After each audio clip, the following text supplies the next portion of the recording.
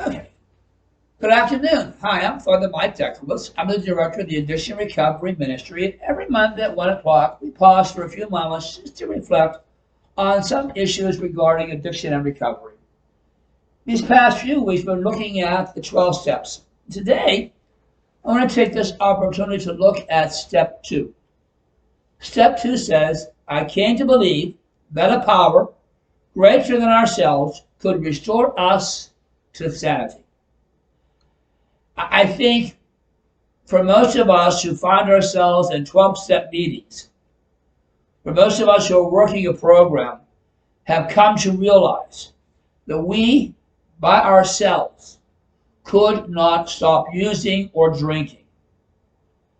That alone, we are simply unable to restore ourselves to sanity.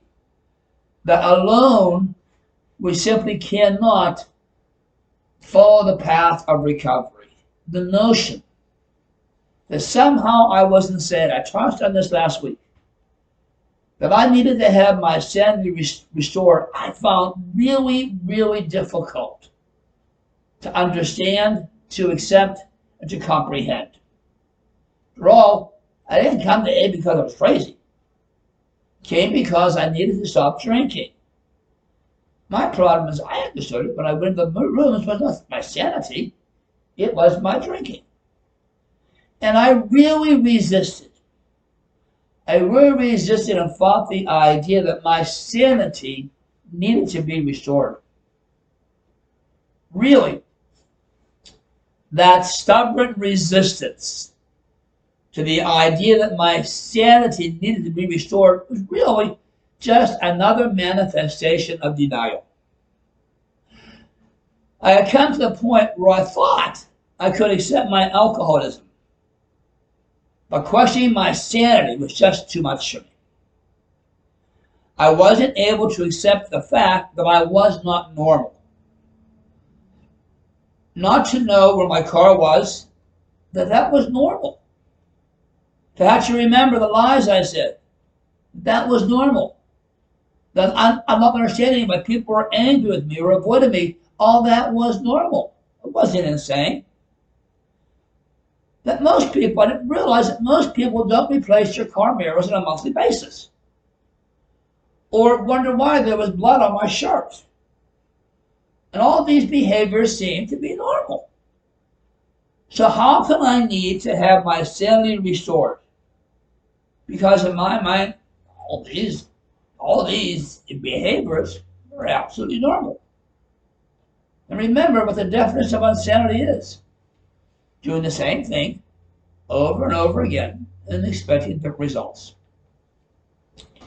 If that's the case, and the more the fog cleared out of my head, the more I began to realize, you know what? These behaviors aren't normal. It's not normal to replace a car mirror every month. It's not normal not to know why you bounce a check. That those behaviors are insane. And the fact that it took so long for me to see this, and perhaps for you to see this, only proves how much we needed our sanity restored. Now, I and you needed a power greater than ourselves to do this. I realized I couldn't do this myself. And I imagine you're probably at that point also. This power greater than myself is the very essence of 12-step recovery. It is a spiritual program because addiction is a spiritual disease. And the realization that we are not God, the realization that we need each other, the realization that we are interdependent not only anchors us in recovery, but prepares us to accept God. Because when people first come in these rooms, many of them have real issues with God.